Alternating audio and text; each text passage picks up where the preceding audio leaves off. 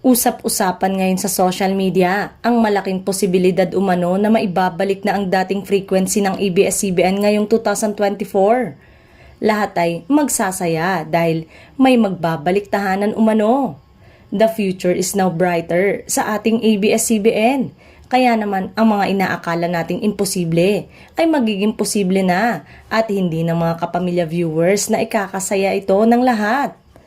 Ayon pa sa mga naglabasang mga ulat ngayon, patuloy ang pakikipag-usap ng mga ABS-CBN executive para makuha muli ang dating frequency at malaki ang posibilidad na mangyayari ito ngayong taon. Marami ang naghihinala na makikipag-partner ang ABS-CBN sa EMBS na pagmamay-ari ngayon ni Manny Villar na siyang nakakuha sa dating pagmamay-ari naman ng network.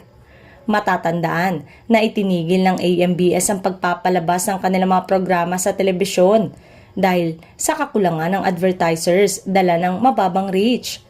Isa rin sa mga pinaniniwalaang dahilan kung bakit hindi nagtagumpay ang soft launch ng AMBS ay dahil sa kawalan nila ng magagaling na stars na sinusundan ng maraming netizen. Maaalalang kontrobersyal ang pag-uumpisa ng all TV station ng Advanced Media Broadcasting System o AMBS na pag-aari ng mga Villar. Andyan ang issue ng politika, considering na ang ABS-CBN ay pinagkaitan ng bagong prangkisa noong administrasyon ni dating Pangulong Rodrigo Duterte.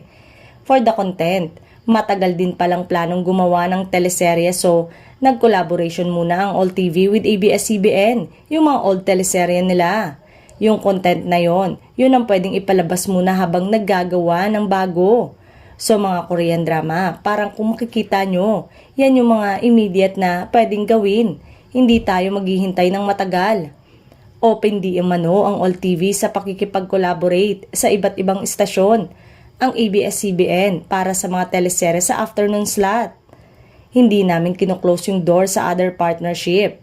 Kahit sino pwedeng magbigay sa all TV.